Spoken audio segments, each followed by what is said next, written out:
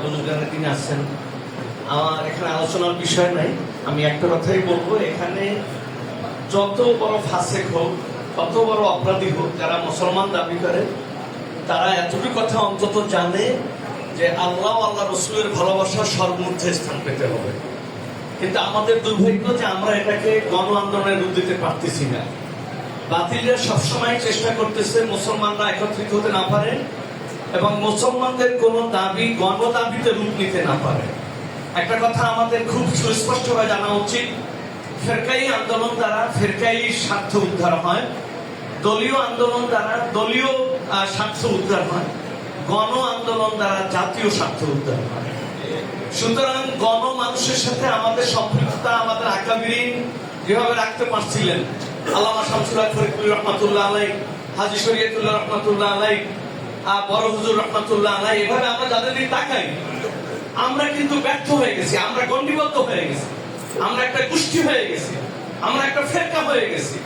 সুতরাং সেই 56,000 বর্গ মাইলের 16 কোটি মানুষকে সম্পৃক্ত করার জন্য এই যে ওলামায়ে কেরাম এতটুকুই যথেষ্ট। সেখানে হাটহাজারী মাদ্রাসার মোহতামিম সাহেব আছেন, ওলামায়ে কেরামদের নেতৃত্বে সবাই আছেন। এই আন্দোলন করার জন্য ভিন্ন কোনো লোকের প্রয়োজন নাই। এখন আমাদের প্রয়োজন আকাবিরদের অনুসরণ করে গণসম্পৃক্ততা বাড়ানো। আমাদের প্রত্যেকটা কাজ যেন সর্বশ্রেণীর মানুষের কথা, এটা প্রমাণ না করা পর্যন্ত কি তারেক জিয়া বলেন, কি হাসিনা বলেন, যেই বলেন, কেউ আমাদের পাত্তা দিবে না। আমাদের এই কথাগুলোকে মূল্যায়ন করবে না। মূল্যায়ন ততটুকুই করবে যতটুকু মনে করবে আমরা গণমানুষের কথাগুলো বলতেছি।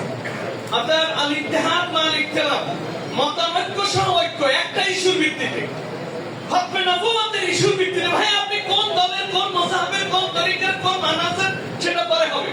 আপনি খতমে নবুয়ত বিশ্বাস করেন কিনা, আসুন আমরা এই মানহাজে একটা ইস্যুতে আমরা ঐক্যবদ্ধ হই। আমরা হক বাতিলের আলোচনা, বহস, পর্যালোচনা, লেখালেখি সব করবো, কিন্তু এই ইস্যুতে আমরা সবাই এক হয়ে কাজ করবো।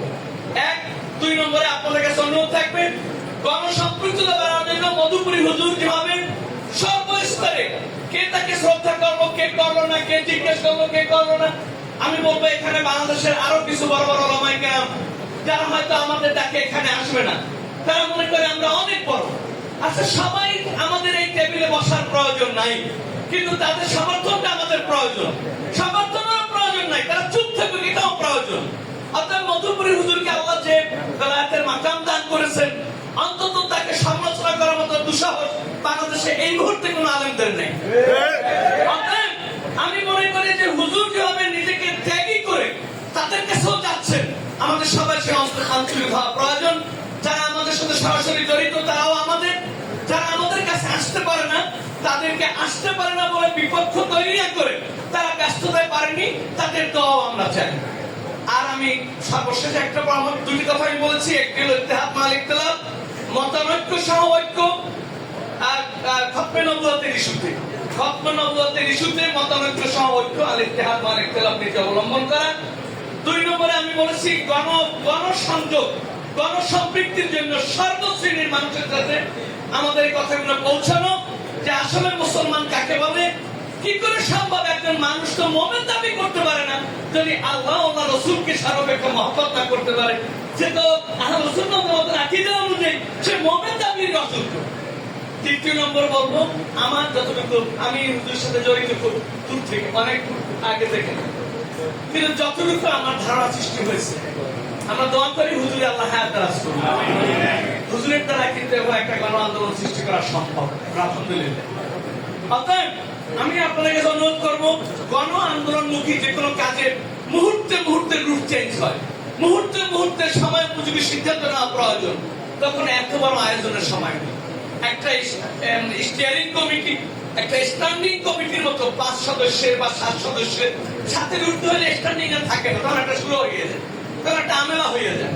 এভাবে যারা একেবারে সর্বশ্রেণীর সাথে গেলে, যেমন আমি এখানে বারবার বলি, তারপর বলছি, আমাদের ধর্ম উপদেষ্টা সাহেব, তিনি কিন্তু বিভিন্ন কারণে সর্বমহলের সাথে সংযোগ হয়ে গেছে। এইভাবে আমাদের ওলামাদের ভিতরে যারা, আমি আমাকে যতই বড় বলেন, আমি একটা গোষ্ঠীর ভিতরে একটা কিছু মুরিদের বিশ্ব, এই মুরিদ যদি 5 কোটিও হয়, 16 কোটিও হয়, তারপরও গণ আন্দোলন হবে না। গণ আন্দোলন হবে ওই লোকটার দ্বারাই যার মুরিদ বেষ্টনী, কিংবা নিজস্ব গণ্ডির বাইরের মানুষগুলোকে কাছে আনতে পারে। সুতরাং এইভাবে 5-7 জন আলেমকে দিয়ে একটা স্ট্যান্ডিং কমিটি হুজুরের কাছে করিয়ে দেওয়া, যারা হুজুর সময় অসময় মুহূর্তে তাদেরকে নিয়ে বসবেন এবং তাদের উপরে আমাদের আস্থা থাকবে, বিশ্বাস থাকবে যে 5 জনে মিলে যে গাইডলাইন দিচ্ছে হুজুরের এই গাইডলাইন এবং হুজুর থেকে যে নির্দেশনা আসছে আমাদের এখন ঝাঁপিয়ে পড়তে হবে। ইনশাআল্লাহ যদি স্ট্যান্ডিং কমিটি থাকে, যদি আমাদের প্রতিপক্ষদেরকেও আমরা প্রতিপক্ষ সাব্যস্ত না করে আমরা তাদেরকে আমাদের আপন ধারণা করতে পারি, আর 3য় নম্বরে গণমুখী অবস্থানে আমরা বসতে পারি এবং এটা সম্ভব। ইস্যুটা এমন, এটা এদেশে এখনো 97% মুসলমান, সরকার স্বীকার করুক আর না করুক, মূলত 97% নামে মুসলমান হইলেও আছে, বেনামাজি হইলেও মুসলমান দাবি করে। ওরা অন্তত এটা বোঝানো সম্ভব যে তুমি রসুলকে সবাই করতে ভালোবাসবে। আমাদের এটা অনেক বেশি প্রচার করা প্রয়োজন। আল্লাহ আমাদেরকে তৌফিক দান করুন।